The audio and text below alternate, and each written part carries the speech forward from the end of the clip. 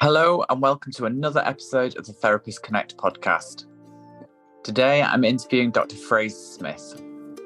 Fraser is a HCPC registered counselling psychologist and he works in a variety of different settings. He's spoken at various events such as the 2019 TEDx in Glasgow. He's a recognised speaker in psychology and mental health. Fraser was an early supporter of Therapist Connect, asking me to write a blog for his Get Site website. You can find Get Site on all the usual social media platforms and a large amount of videos on YouTube. I hope you enjoy this episode as much as I did recording it. If you'd like to support the Therapist Connect podcast, then please find us on any of the podcast apps and leave us a review. Hi, Peter. How you doing? Morning, Fraser. How are you? It's nice to finally meet you face to face. I know, it's strange, isn't it? We know kind of like people on Twitter and stuff and have interactions with them and then I never actually spoken to them. Such is the world today. Strange world we live in. Yeah. How are you? Are you good? Yeah, I'm doing really well. Things are going well, very busy. Can you tell us a little bit about how you came to be a therapist in the first place? Like what drew you to the profession? Absolutely. There's a number of things that kind of drew me in. I always kind of gravitated to the relationship with my mother first.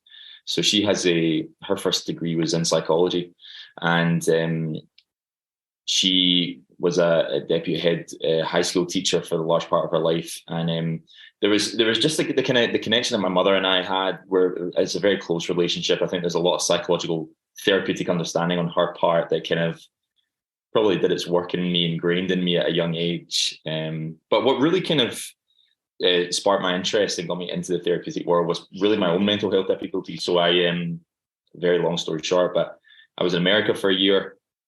I was playing basketball out there and I came back and was in university. I was actually doing a history and politics degree at that time and just went through a very difficult stage of depression and anxiety. And there was a lot of things happening in my life at that time that were extremely difficult. I think at that age in particular, I was about 19, 20.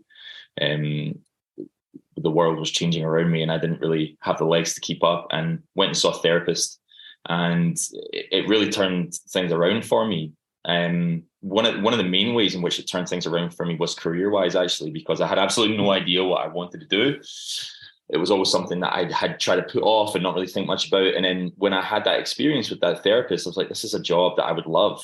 And it was opportunity came to another one. And actually, I managed to get a job working night shifts at a reception desk at a couples therapy centre in Glasgow. And then got onto a COSCA training skills course up here in Scotland, which is like an introductory course to therapy. And that really kind of started the train ride from there, and worked my way up through that organisation, and then took on counselling psychology over the next few years. So yeah, that's really kind of how it all started for me. The different motivations there, so like very personal kind of relationship with your mum, and then kind of your own personal experiences as well, kind of both fed into that choice. You did go down the line of training to be a therapist. Can you tell us a little bit about your career so far, kind of what that's looked like? My career has been kind of somewhat eclectic. It's kind of gone in different branches of therapeutic training and then also psychological experience. So I started, as I kind of said to you, I was working my way up that couples counselling organisation. They actually had a youth working department where they went into schools and did a lot of kind of training and support in different ways. And I did a lot of that work. And then went on to do my psychology undergraduate degree. And as I went through that, I continued working as a youth worker. And then when I finished, I actually got a job as an assistant psychologist in a brain injury unit. And that was my first experience directly in the kind of psychological domain. It was with clinical psychologists. We were working with clients with brain injuries. Really my first time having any kind of exposure to client work. And I then decided I wanted to go into counselling psychology. So I started that doctorate. I was fortunate enough to get into the doctorate, started it, worked as a research assistant in health psychology, and worked as a tutor for a little bit as well. And then I did a number of different jobs I worked at some helplines and things like that in my therapy. And I was also fortunate enough to get a placement at an organisation nearby that then later hired me. And this was a private therapy practice I worked there for maybe about a year after, and then realized, one of the things I really value about working as a therapist, working as a psychologist, is the kind of autonomy over my work, the creativity of my work, the ownership of my work. And so I started my own private practice called Psychology Scotland, and I started that in 2021, kind of the summer of 2021, with the vision of just for the first year, kind of working by myself. I managed to get an office space, had the website designed, that kind of thing. But I had a kind of a future vision of wanting to bring more staff members on board, opening up more therapy spaces. And then within a couple of months, a few opportunities came by where the building management I was working with had more spaces open up. I had some people reach out to me that wanted to work with me, so I just jumped for it and went with it. And first few months were very difficult. But since then, we've really brought on a larger team, and we have a lot of ownership over the way we do our work. And the psychologists that work with us all work independently and autonomously, and they work one-to-one therapy, and we do a lot of kind of corporate contracts as well. So my career has kind of taken a number of different trajectories through different domains in psychology, but private practice is kind of where I reside now. Can you tell us a little bit about you, specifically your kind of therapeutic approach and how you work? Has that developed and changed over the years? It has. I think it's part of being a psychologist, being a therapist in reality, of any kind. The kind of ever-changing sense of how I approach is often shifted. And I think, I immediately gravitated to my doctorate when I was studying, and everything. I was very keen to kind of ingrain theory. I was very keen to utilize kind of structured therapeutic modalities. I'm a big believer in acceptance and commitment therapy. I use a lot of that. I use a lot of DBT. But I'm a huge believer and utilizer of person-centered therapeutic principles. And I was very keen in my studies during my placement to work very structured in those ways. And I think as things have progressed, I work much more fluid, much more subjectively with my clients. And I still utilize a lot of those therapeutic approaches. But I think as time has gone on, I've trusted more in the person-centered therapeutic model and those principles. And I think when I was studying, I felt like I kind of had to do more. And absolutely, there's times where that's required to a degree, but really trusting in those principles and really trusting in the process, and very much trusting in my own abilities to hold space. And I think that was something that I've really lent into, particularly in the past year, actually. And also thinking a lot of I probably utilize a little bit more cognitive behavioral therapy now in some ways, but always coming from a base of person-centered therapy. My stance is kind of more similar to the integration, where cognitive behavioral approaches I use, the acceptance and commitment therapeutic principles I use, I'm always mindful of my person-centered training. And yeah, I think as time has progressed, I've valued that more than ever, really. I mean, that's really interesting. It's joy to my heart as a person-centered therapist. I love it. To hear you say that. But I was wondering, was that your person-centered training part of your doctorate, or was that, did you do that in another time? No, that was a big part of the doctorate. So to kind of give you a little bit more context, like we have our first stage, so to speak, of training in the doctorate is person-centered. Now, I did my first stage over part-time, so it took me 2 years to complete it. So I really did 2 years of person-centered training, and very much lent into those principles and really engaged in those principles. And I think when I first entered the doctorate, I thought it was interesting. Like, I had done therapeutic training before. I'd done the COSCA skills course. I had done transactional analysis training for a year as well. And I kind of thought of person-centered as a bit of bread and butter, a bit of kind of, as you would conduct therapy. And it was so much more than that to me as I engaged in the training. And I just, whenever I feel kind of maybe stuck or challenged in therapy with my clients, I always return back to those therapeutic principles, and it always helps. And so, yeah, that was a huge part of my training. The later stages were more cognitive behavioral based. And then after that was more about engaging in your own stance. But person-centered has always been at the core of my training and my beliefs about good therapy. Fantastic. Can you tell us a little bit about, I mean, you've talked about, you've got your own, I suppose, therapy community building up within your practice, but how connected do you feel to kind of the wider therapy community, maybe in Scotland or even broader potentially? Yeah, that feels quite, not up and down, but kind of maybe hot or cold at times. It's again, I think often about working privately, and working privately is a very lonely experience sometimes, and it's quite isolating. And I've had to be better at staying connected.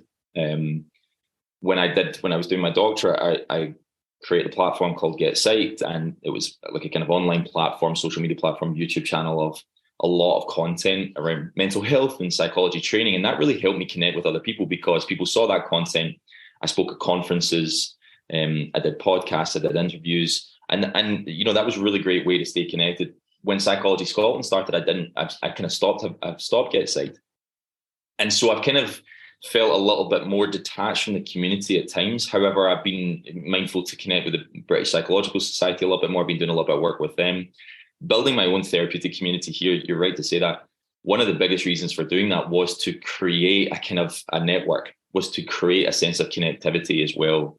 And I was very keen for our team not to just kind of go into the therapeutic rooms and shut the door, so to speak, but to stay connected with the team around us. And, that's difficult because we have team members who maybe work 2 or 3 days a week here. They're not full time.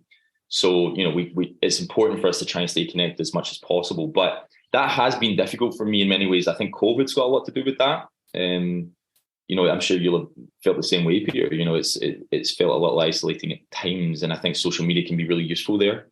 But I think working privately is something that I've needed to, and I would advise other people in the future to have more intent in being connected with other therapists, and then looking at kind of governing bodies that they can connect with, or therapeutic networks in their area. And that's something that I'm continuing to try and push for you.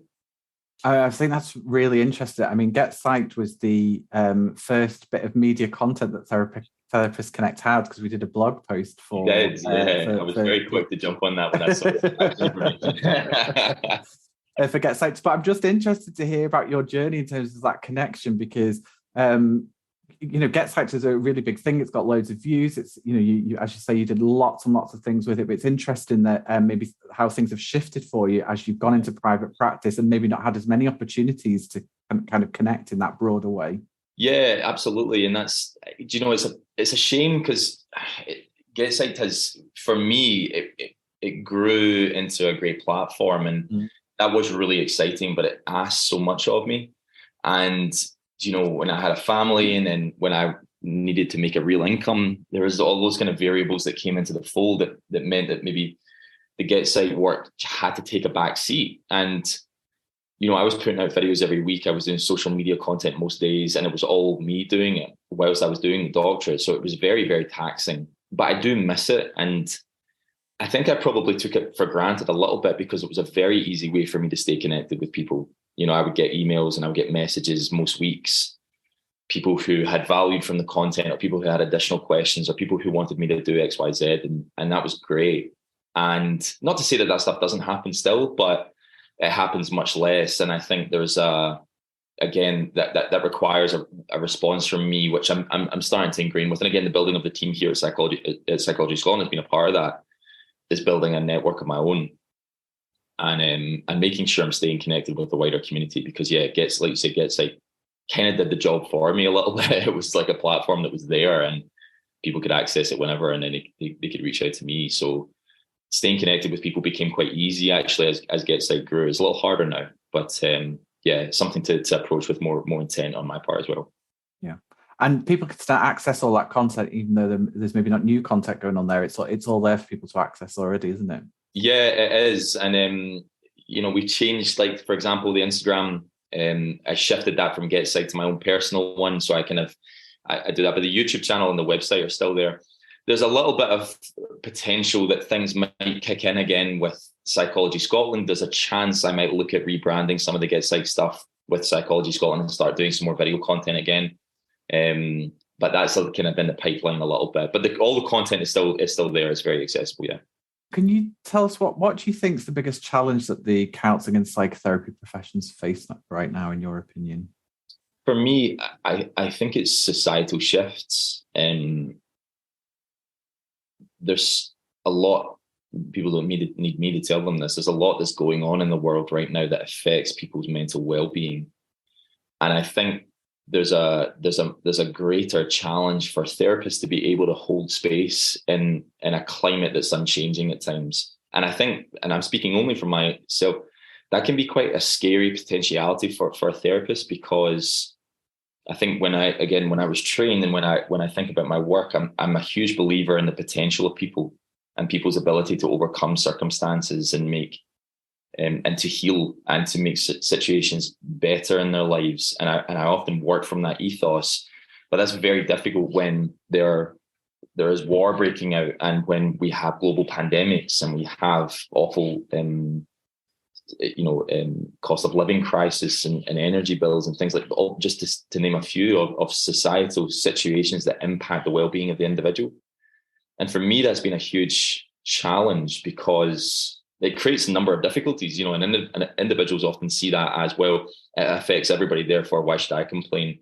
But actually, every individual has their own traumatic experience of things like coronavirus, of things like, the idea of war breaking out across Europe, these kind of things that are really, and many others as well, that impact individuals. So for me, I think there is something very important and very challenging about how we sit with and address massive societal challenges on a one-to-one basis with our clients.